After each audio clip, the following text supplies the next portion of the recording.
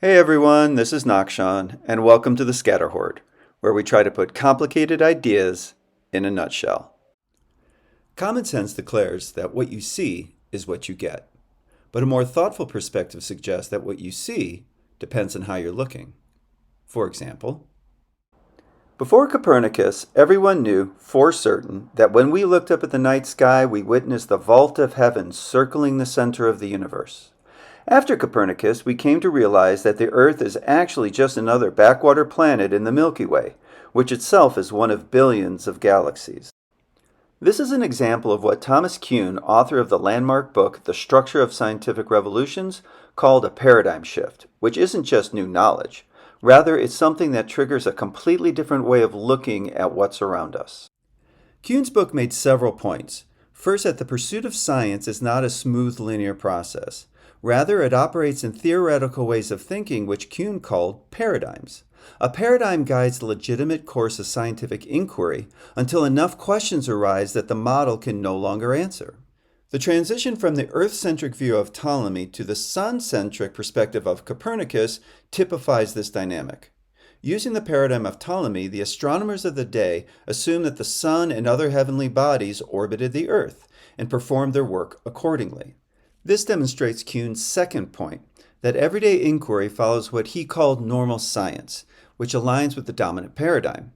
However, these pre-Copernican astronomers were forced to construct contrived and convoluted explanations for the movements of the planets, because, in fact, the Sun does not orbit the Earth. Then Copernicus came along and said, there must be a better way of explaining what we're seeing. What if the Earth orbited the Sun? Well, as you might imagine, Copernicus's proposal was not really welcomed with open arms. Most people don't like to have their worldview smashed, and powerful institutions like it even less. The Catholic Church, which was one of the most influential political bodies at the time, was particularly incensed by his work, labeling it heretical. But Copernicus died before he could be tortured and executed for his crime. And that highlights Kuhn's third point, that there will always be pushback to new paradigms by elements of the community that most benefit from the old model. Usually we have to wait for the anomalies to become undeniably huge or intractable, or for the old guard to retire or die before the new paradigm will be accepted.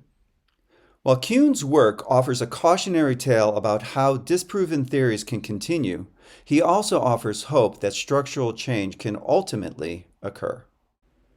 And I would say we are ripe for a paradigm shift because the fruits of human organization based on the current ways of doing business is driving our happy bus toward the edge of a very high cliff.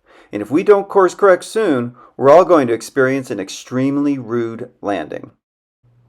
But one of the most powerful insights of Kuhn's book is the way scientists working at the edge of normal science and pushing for a revolutionary change just keep plugging away at their ideas, even though they are being met with scorn and derision by the experts in their fields.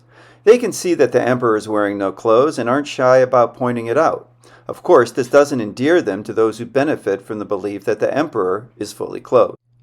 In a sense, these innovators must wait for the world to be ready for their ideas. But because they continue their work even while suffering the abuses of the wider community, their ideas will be available when the time is right to generalize their new way of looking at things. Because by Kuhn's report, even though individuals working outside the realm of normal science often experience the ridicule of their peers, their ideas are also being tracked by the community, and some colleagues may, over the course of time, begin to see the merit of their work, even if they're not yet ready to publicly admit it. A good example of this is the work of biologist Lynn Margulis, who proposed the idea that many evolutionary advances resulted from the coming together and staying together of different organisms. She hypothesized that complex organisms arose when a single-celled organism engulfed a bacterium, which continued to live symbiotically inside it. Mitochondria, the powerhouses of the cell, were the descendants of this bacterium, and that plant chloroplasts were the descendants of a photosynthetic bacterium that had been engulfed by another early cell. The process is called endosymbiosis, and Margulis was ridiculed by the greats of the biological research community for years for even suggesting such a crazy notion. But guess what? It turned out she was right. leading biologist Richard Dawkins to congratulate Margulis on her grit and say, "It is one of the great achievements of 20th century evolutionary biology, and I greatly admire Lynn Margulis' sheer courage and stamina." A combination of brilliance, grit, and stamina drove Lynn Margulis' paradigm shift in the field of biology. She should be an inspiration and challenge for all of us to re-examine our occupations, hobbies, passions, and pursuits to see if any include intractable questions that demand fundamentally new perspectives. Because we are in desperate need of new approaches that don't just incrementally add information, but actually cause a shift in how we understand the world around us and the possibilities it contains. I'll see you next time.